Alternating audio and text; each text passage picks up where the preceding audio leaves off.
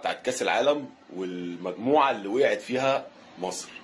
طبعا مصر وقعت مع بلجيكا ونيوزيلندا وايران. ماشي. فلفت نظري كده ولفت انتباهي اللقاء بتاع الكابتن حسام حسن واللقاء بتاع وليد الركراكي مدرب المغرب. انا عايز بس الفيديو دوت انا عايز اوريك بس فرق العقليه، او احنا رايحين اصلا نعمل ايه في كاس العالم اللي جاي دوت، يعني بالعقليه اللي بيفكر بيها المدرب الوطني بتاعك. بيسالوا الكابتن حسام حسن، بيقولوا يا كابتن حسام ايه تعقيبك على المجموعه اللي انت وقعت فيها؟ انت وقعت مع بلجيكا ونيوزيلندا وايران، فايه تعقيبك على المجموعه دي؟ قال لهم دي مجموعه صعبه جدا، انا معايا بلجيكا ثالث عالم، ومعايا ايران منتخب عنيد وقوي، ومنتخب نيوزيلندا، فالمجموعه مش هتبقى سهله خالص.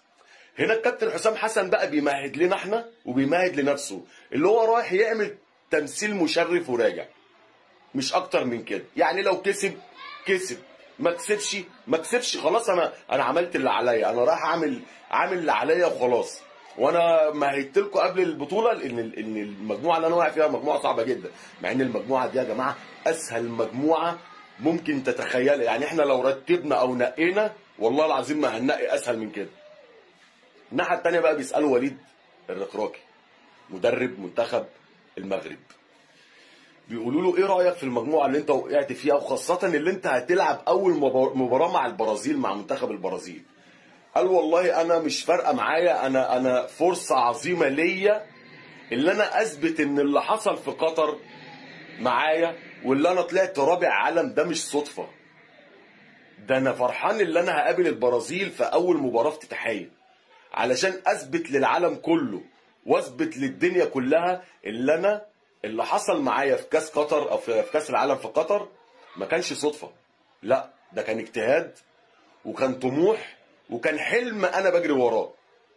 وان شاء الله بامر الله انا المره دي رايح اثبت للدنيا كلها اللي انا رايح اعمل حاجه، وان شاء الله بامر الله هناخد مركز غير المركز اللي احنا خدناه المره اللي فاتت، وهنعمل انجاز اكبر من الانجاز اللي احنا عملناه.